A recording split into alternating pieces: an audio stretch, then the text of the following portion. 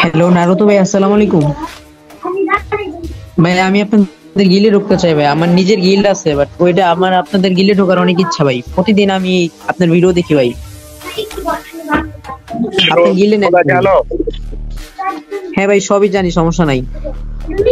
তাহলে জান নাটো ভাই, একটা রুম বানান একটা নিয়ে।